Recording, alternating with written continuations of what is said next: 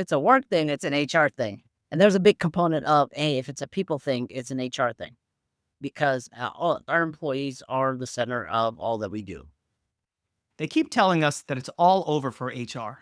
The age of AI is upon us, and that means HR should be prepared to be decimated. We reject that message.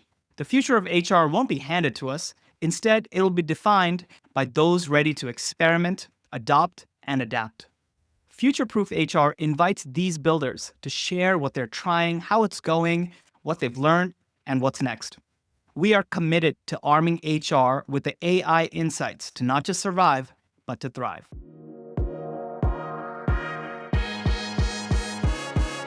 Hello and welcome to the Future Proof HR podcast, where we explore how forward-thinking HR leaders are preparing for disruption and redefining what it means to lead people in a changing world.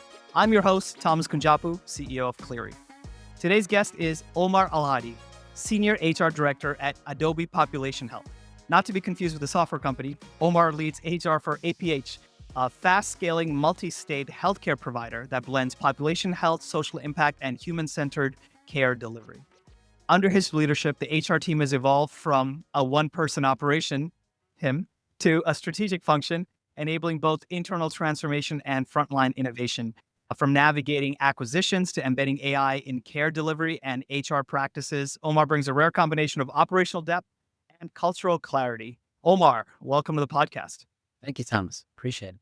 Yeah, so tell me a little bit about AI within the healthcare context. When I think about an organization like Adobe Population Health, you are working in healthcare. You're working hands-on in caregiving, one of the most human things that we can possibly do. How do you, if at all, introduce AI to folks who are caregivers and field clinicians in these very deeply personal roles? Yeah, that's a great question. I want to take it a little bit back to the start of the organization and how it started and what the model of care is. And the idea behind it is proactive case management and care management to really focus on improving health outcomes while reducing costs.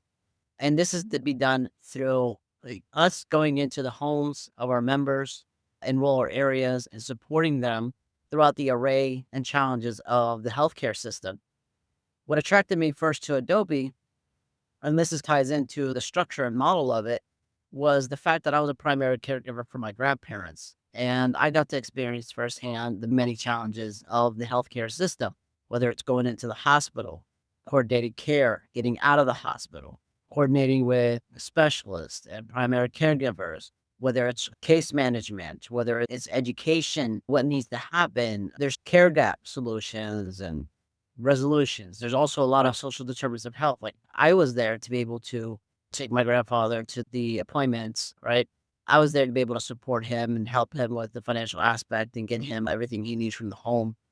But what about the members that are in rural areas that have nobody?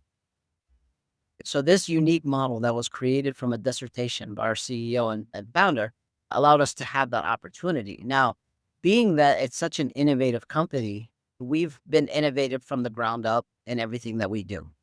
So when it comes to the data, right, this is a really big important aspect of it is how do we use data to improve the lives of our members, right? Our mission is to positively impact the lives of our members.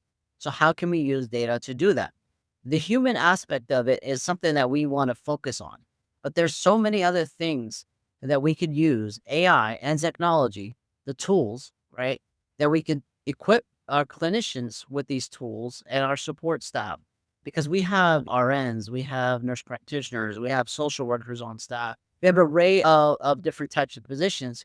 How can we use this tool to help them improve the quality of life of the members and really improve the quality of service that they're providing? So there's a lot of manual tasks potentially that are used. We have our technologies that we use.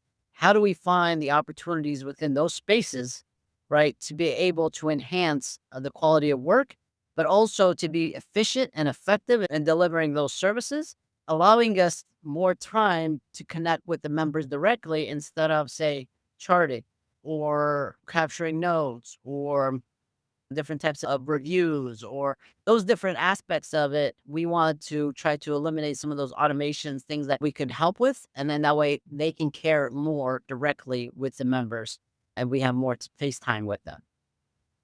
That's interesting because I think over the last couple of decades, with digitization coming into every industry, certainly in healthcare, there's so much that patient doctor or patient nurse interaction I've personally seen evolve, right? From one Yeah. where you're facing each other, having a conversation constantly, to one where a majority of the time is spent with the caregiver behind a screen, Yes. taking notes, dropping stuff into the EMR, and it's definitely changed the relationship a little bit. But then, interestingly, you guys have dug even deeper into technology, right? Did I understand it right that you basically have your own bespoke internal EMR that you've Yes. built out? Yeah. And speaking with our CIO, Chief Information Officer, Alex Waddell, when he first came into the company, the idea behind it was if you could dream it, we could build it. And because it was so innovative, there was nothing off the shelf that will be able to do that. And there was such a big component of data and business analytics to it that's unique, right? That's not in the market. Most companies have EMR and a business system or Excel sheets and they collaborate and work with the two. Here we have it all together, which enable us to work faster. So the team being able to really just build it off of Salesforce and create our own EMR, create our own business system, allows us to be able to have that level of innovation and creativity and to capture the data that we need, to capture the points that we want, to create the workflows that we want, that we seem deemed fit. Because again, it's such a unique company, unique model of care, a unique space to be in. So innovation is key. And it was from the very start, and the team has done a phenomenal job coming into seeing their work in action. It's been amazing. And every time we interact, it's always amazing to see the amount of innovation that they're working on. So it's fun. That's awesome. Then what about from the employees' perspectives? And then we can transition also to talk about the HR department as well, because there are parallels here. But is there resistance? I know broadly in the healthcare industry, when I was talking about digitization and the introduction of EMRs, and a lot of caregivers feel like technology is getting in between them and their work as opposed to aiding them in their work. I think the intention here is to aid and simplify over here. Do you have any examples of how that has come to be? And also from an HR enablement perspective, change management and communication perspective, how have you partnered there to enable all these things coming into the ecosystem and the day-to-day lives of the employee base? Yeah, change is difficult. Our vision is to change how healthcare is delivered, right? So we're from the forefront. We're very innovative. Our CEO is very innovative. Our C-suite is very innovative, and they love change and they love to move fast. That's why we've been able to grow in such a rapid pace. 3 years now in a row in the Inc. 5,000. But when it comes to change, as our CEO says, nobody wants change unless it's a child needing their diaper changed. Yeah, right? It all references that we're humans, right? We like structure, we like to do things, and that's a challenge. But I think it's important to set expectations from the beginning. People understand our culture. It is our lifeline, it is our bloodline, and everything that we do. So having that from the beginning is important.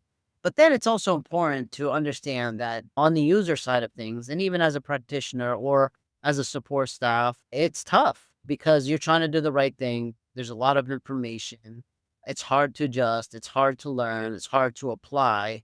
All of this on top of one being out in the field potentially and seeing members and then taking care of the members directly, so it's just layer upon layer. The challenge is how can we make it easy for them? How can we be proactive about it? And it was a big challenge earlier on. I think we are getting much, much better in it. And a lot of it has to deal with the order of operation in which we go about it. Has to deal a lot with change management, has to deal a lot with communication, has to deal a lot with being strategic on the rollouts with regards to the updates. It has to be strategic with regards to emphasizing training and spending time for that and allowing time to adapt and change. So all of those different components are still very important. And that's how we're able to continue to innovate and do things is because we understand it's hard, but we also understand that it's important to do, and that's how we'll continue to grow and innovate as we continue to adapt.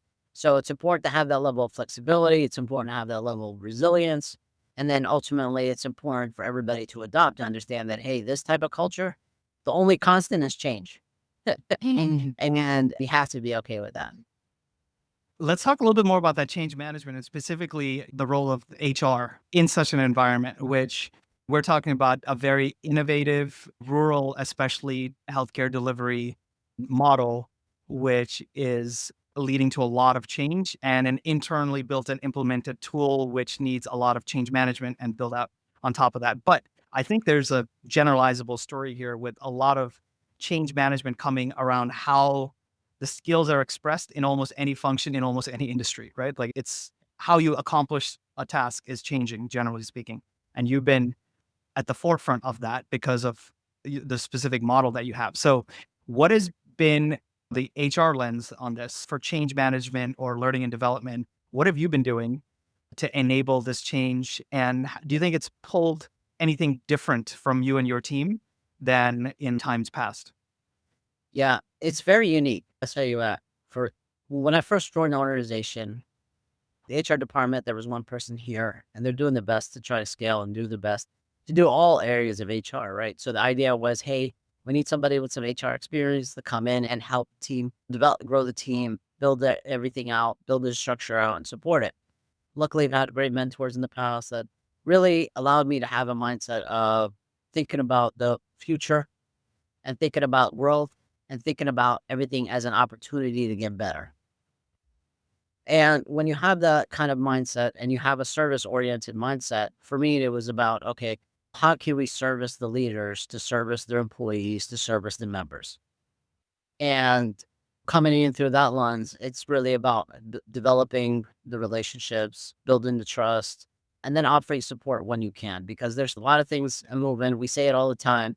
It's like we're going down the river and we're building a boat at the same time. So change management sometimes is not on the forefront, but if you can help communicate it to the leaders and let them know, hey, if you want this to be as smooth as possible, and if you don't want to deal with the headache and the aftermath of constantly having to go back, it's important just to set things up from the beginning and then allow it. And as we've been able to grow and we've been able to add structure, add positions, add individual help, because as a startup, initially, everybody was wearing multiple hats, right?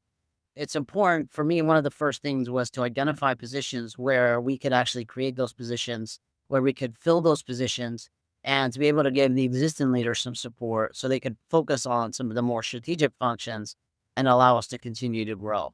The first and foremost thing that I did was take a look at that structure within itself and saying, okay, you know what? As soon as we hire talent, we'll be able to relieve so much stress off our existing staff to be able to put them in positions to succeed and create new positions that will allow them to flourish and continue to drive. That was the initial phase. But as we could continue to go forward, it's important to continue to advocate for increased communication, increased order of operation, increased structure, and then increased training as it goes through. And everybody's on board. That's the good thing, right? The leadership is always on board for anything that helps us move forward, anything that helps our employees.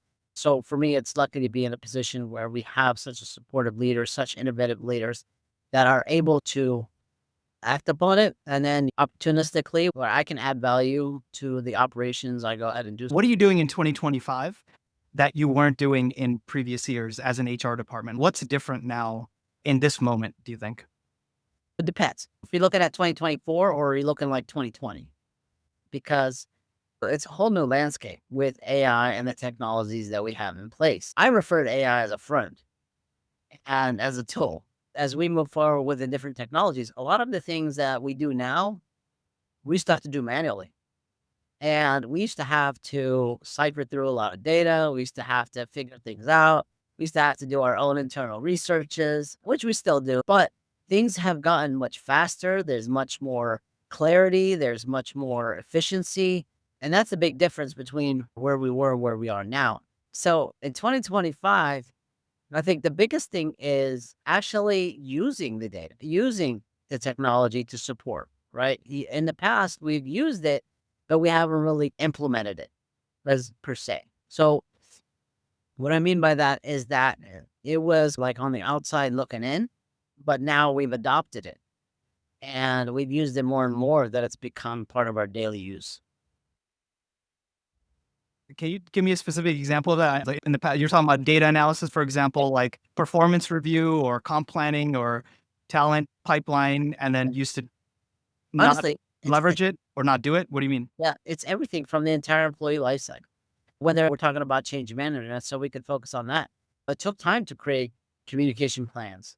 It took time to point out certain aspects that you need to focus on. It took time to create FAQs. It took time to cipher through survey data to find patterns and to dissect it even further.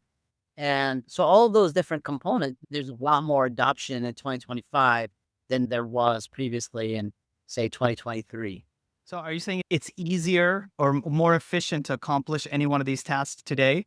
And just because of that, things that there was no time to accomplish that in the past, so it wasn't really getting done. It's getting done more often, or you're going deeper in with all these type of workflows? Absolutely. When it was introduced, it's a new tool. You really don't know how to use it. You don't know how to adopt it. You don't know the features of it, right? So it's relatively new. And just like anything, even going back to healthcare space, do you really trust it? What's the intent behind it? Is it really accurate? All those different components with anything, right? With practice, you start to see, okay, here's an opportunity where I can use this. Here's another opportunity. Let's try it with this. Let's try it with that. Let's see what it was. Initially, it was just simply to redraft an email, right? And now we're taking it to where it's helping us with analytics and helping us figure out what's our next with recommendations on next steps and things like that. For me, I use it almost in every aspect, like a friend. It's almost like a subconscious in a way.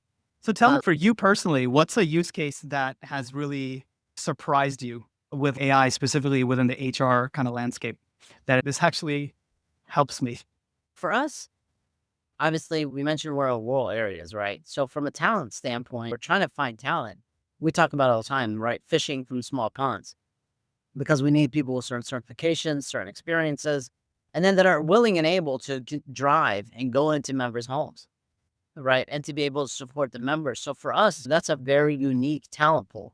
So how do we reach them in certain areas? Now, we became very efficient in the state that we operate in, but as we expanded to Nevada, as we expanded to New Mexico, Oregon, California, as we keep going, there's a lot of these rural areas that is really hard.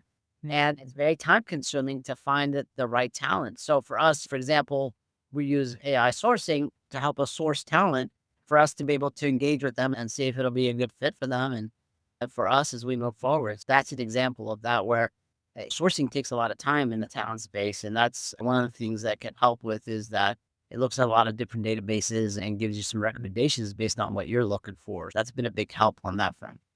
This has been a fantastic conversation so far. If you haven't already done so, make sure to join our community. We're building a network of the most forward-thinking HR and people operations professionals who are defining the future. I will personally be sharing news and ideas around how we can all thrive in the age of AI. You can find it at gocleary.com/Cleary-community. Now back to the show. That's a great win. So then earlier in the conversation, we're talking about the impact of AI usage for the organization and primarily care staff, right? And given that you're in healthcare and some of the challenges, but as well as the innovation that you've taken on to enable that. But then we've just been now talking about the HR side as well. Do you see there is like a parallel there, or is there something unique or different do you feel about the HR use cases that AI can leverage versus the ones in your case, in your industry, right? What you're doing for caregivers? Are there any nuances there, or is it pretty much the same things like change management is hard? Look for the simple wins for efficiencies, but is there anything different? Yeah, I think for HR and any support function, the use of that data is easily adoptable and you can work through it a little bit more because you're focused on employees, you're focused on industry. There's a lot more things you can work with, right? You have a lot more variables that you can look through, a lot of things you could use for.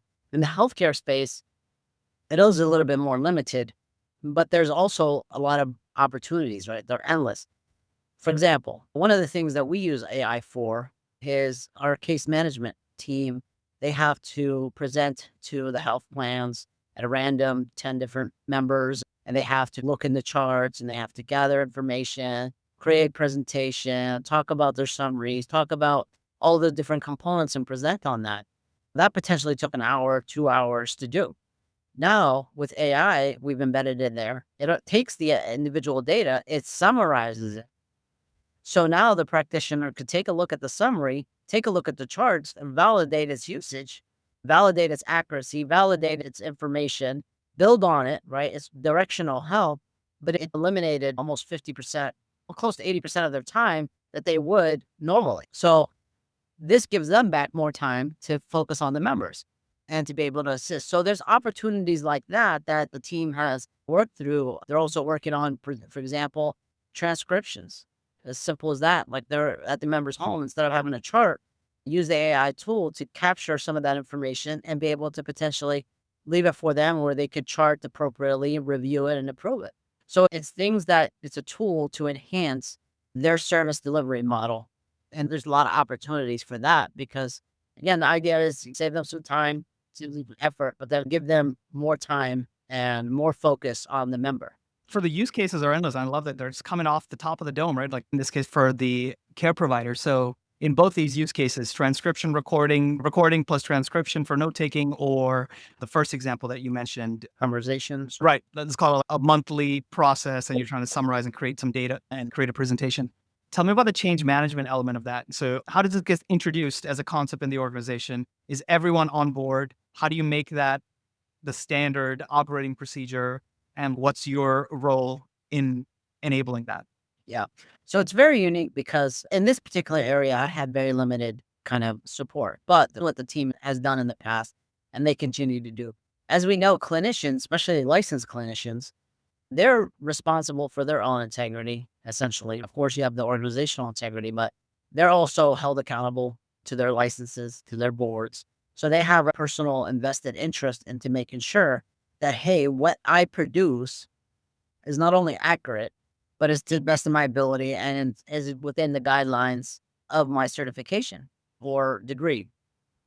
And it's important to realize that. And that's why sometimes change can be difficult because there could be some additional personal risk, right? It's not just organizational risk. There's also sometimes personal risk associated to clinicians as it relates to delivering care.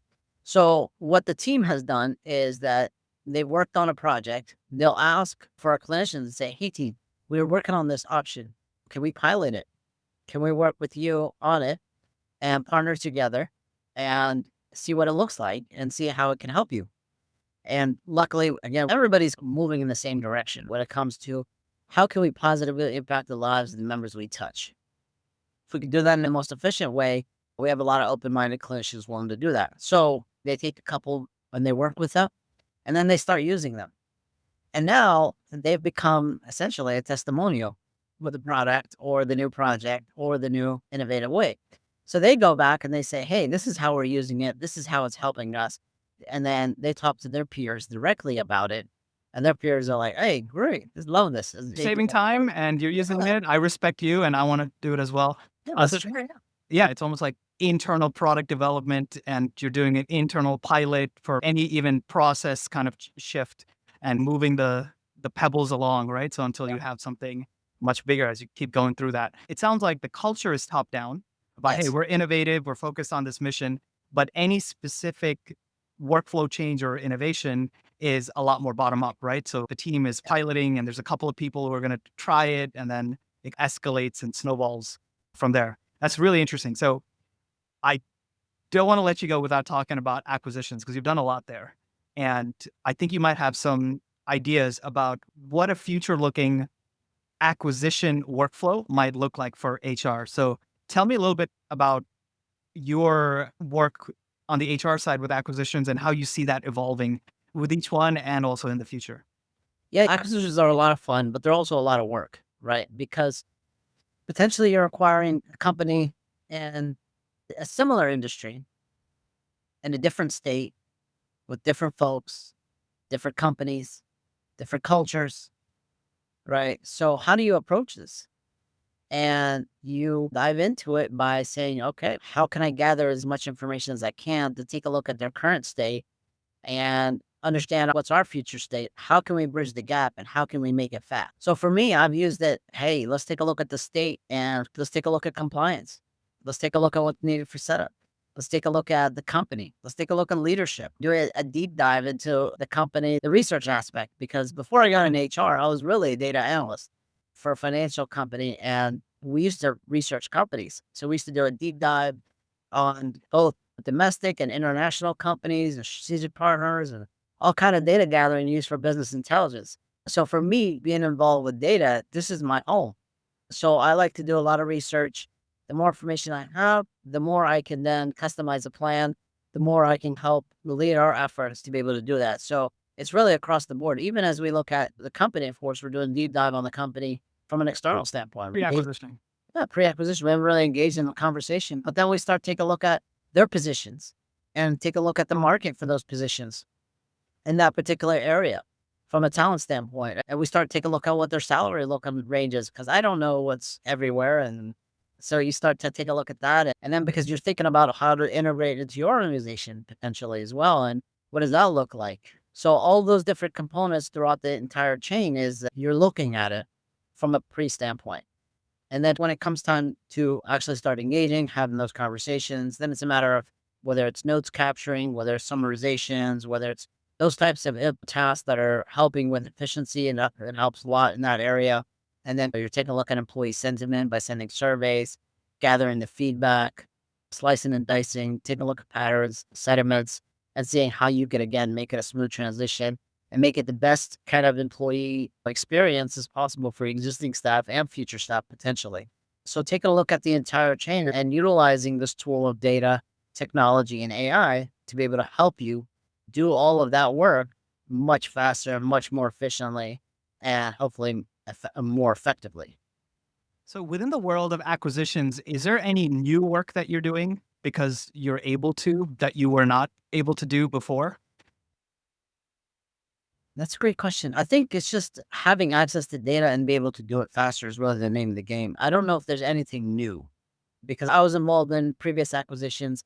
I think sharing and getting data is much faster. And that's newer, I guess, in that space because previously it would take a lot more time to communicate, coordinate, share, build trust. So the process has gotten much faster. So it's a lot more efficient and effective. I don't know about new. Got it. Are you involved in pre-acquisition? Because that's and the HR role has changed a little bit where I think often there is a due diligence on the talent side, even beyond executive leadership. Is that something that you're seeing, like more involved in that assessment? Or when you're talking about data sharing, it's even in the pre-close stages to help provide an HR lens. Is that true? Yeah, I think so. Now, I think there's phases, right? So the initial phase, there's the initial talks, seeing how it fits. There's the financial aspect, and those types of things happen, seeing if it's a fit. So senior leadership, executives, CEOs, they're working on that part of it. I think it comes in to discovery phase on the second side of things, right? So it's, hey, we are interested. Let's do a deeper dive. And in that phase, we become involved and we're able to support the organization from that standpoint and all the way towards, of course, right before close, because there's financial aspects as relates to employees and employee rosters and all those things as well. So there's a small element of that. And then, of course, during the transition, because you have to onboard everybody, right? So you have to create those plans, communication plans, et cetera, et cetera. You have to work with the employees, work with their leaderships. You have to create job alignments. You have to create new job descriptions. You have to get those positions posted. You have to give them an idea of what that looks like, bring them onto the organization, and all those different pre-hire, essentially, if you're doing all of that. There's integration of benefits, there's integration of all those different components. So you're heavily involved in that stage. And then, of course, afterwards, making sure that the transition went, they're onboarded, they have what they need, and that you're supporting them effectively and supporting the leaders to be able then to deliver services and move forward. So let's look forward a bit together, if we could, as we close out here about the future of HR, right? As you've seen specifically at Adobe, the evolution from a one person team to scaling up, as well as all the innovation, both for caregivers, as well as all the things that you've done for efficiency within the HR organization. What's your vision for how the HR function is going to help shape the rest of the organization? How does that change? In simplest terms, I was at the SHRM conference for 2025 in Las Vegas, or I'm sorry, in San Diego. And one of the things that CEO of SHRM harped on and they passed it out, the theme was, if it's a work thing, it's a SHRM thing. Okay. So for me, if it's a work thing, it's an HR thing. And there's a big component of, hey, if it's a people thing, it's an HR thing because all our employees are the center of all that we do, right? How can we utilize talent to be able to drive the organization forward? How can we make HR the strategic growth driver for the organization? That's been my mindset from the very beginning, and it will continue. Now, with this new age, I think it's also important to say, how can we blend high touch technology and healthcare values with high tech HR infrastructure? Because we want to automate the things that we want to use, the tools that we want to use, and we want to focus more time and allow our HR members to really improve the employee experience by focusing on relationships, coaching, development, and ultimately our culture. As we go forward, that's my vision to support the organization. It's been that way, just now it's more enhanced.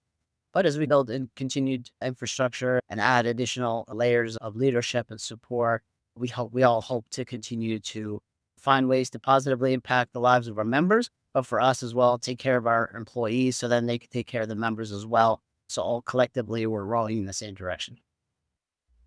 All right, we'll have to leave it at there. It's a good a place as any. Thank you so much for this conversation, Omar, where we're talking a bit about the evolution within a very innovative model of the technology and processes that you have to deliver what is the most human of services, right? Healthcare, and making sure people are doing okay.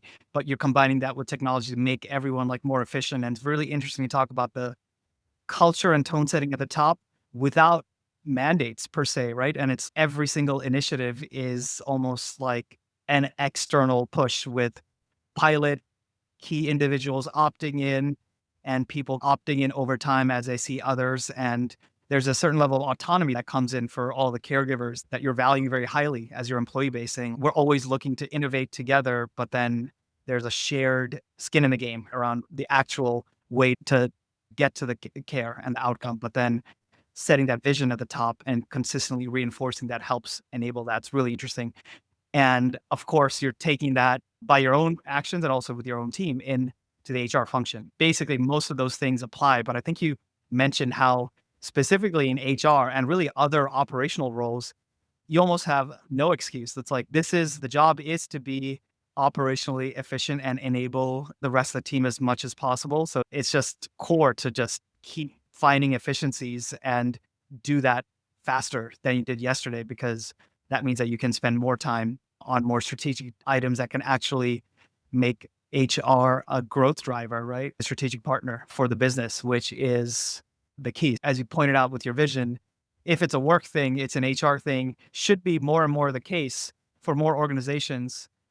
And it can only be the case if HR is valued and leadership actually has had good experiences with the team and seeing that come to fruition. So that really is something that we've got to ensure is a reality. And it's hard won, right?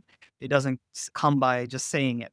So thank you for going through all those variations of that. And for everyone out there who's listening in, thank you and good luck to you as you're future proofing your own organizations and your own HR departments so that we can all thrive in the age of AI.